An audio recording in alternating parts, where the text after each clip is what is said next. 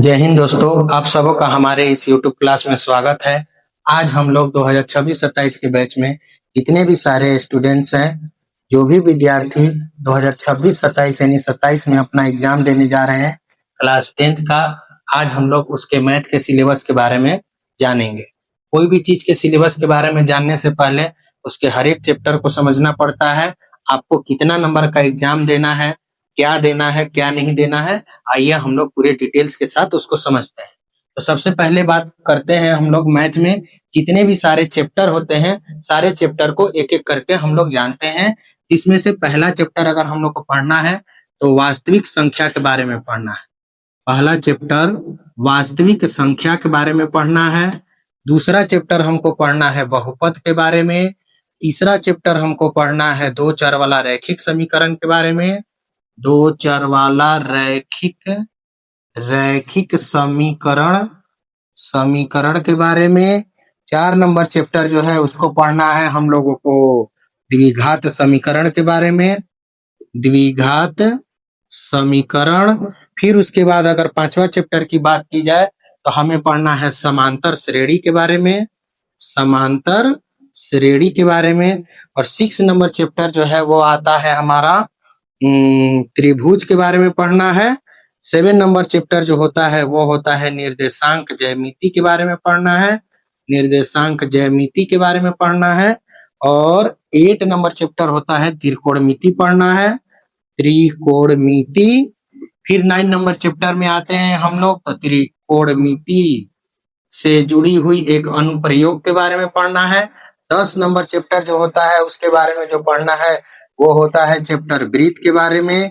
11 number chapter रचना के बारे में। 12 नंबर चैप्टर वृत्त से संबंधित क्षेत्रफल के बारे में। 13 नंबर चैप्टर जो होता है वृत्त से संबंधित क्षेत्रफल के बारे में। 13 नंबर जो होता है वह पृष्ठीय क्षेत्रफल और आयतन के बारे में। और 14 नंबर चैप्टर जो होता है सांख्यिकी के बारे में पढ़ना है।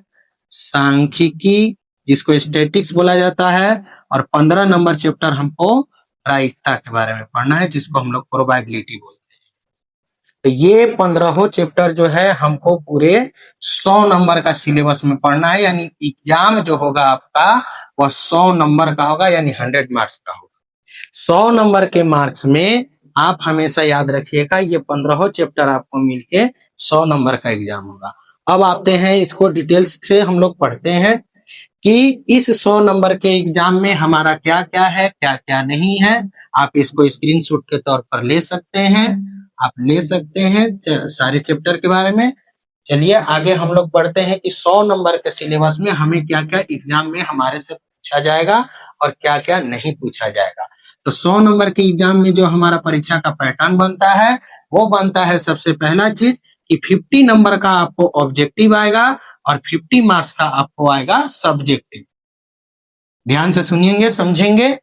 50 नंबर का आपको एग्जाम में ऑब्जेक्टिव आता है और 50 नंबर का सब्जेक्टिव आता है, जिसमें 100 क्वेश्चन रहेंगे, जिसमें से 50 क्वेश्चन आपको अटेम्प्ट करने हैं, यानी कि आपको बनाने हैं।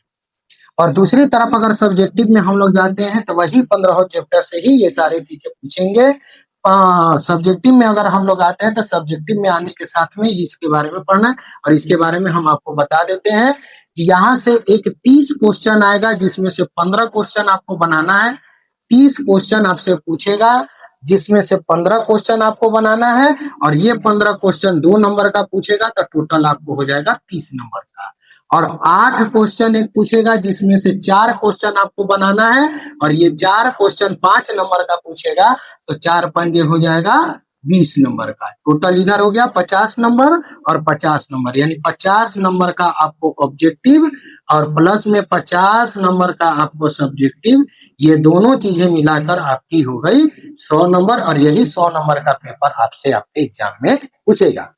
तो दोस्तों घबराना नहीं है, इस बात को याद रखिएगा, कभी घबराना नहीं है। आपको सबसे आसान भाषा में हम आपको सिखाएंगे मैथ, और 1 बाय 1 एक एक क्वेश्चन हम लोग अपने इस क्लास में पढ़ते आगे चलेंगे। तब तक के लिए धन्यवाद। आज सिलेबस के बारे में आपने जाना, और वीडियो कैसा लगा आप लोग जरूर कमेंट करेंगे, आप लोग बताएंगे। अगर वीडियो अच्छा लगे तो अपने दोस्तों में शेयर करें और एक लाइक और कमेंट कर जाए। तब तक के लिए धन्यवाद।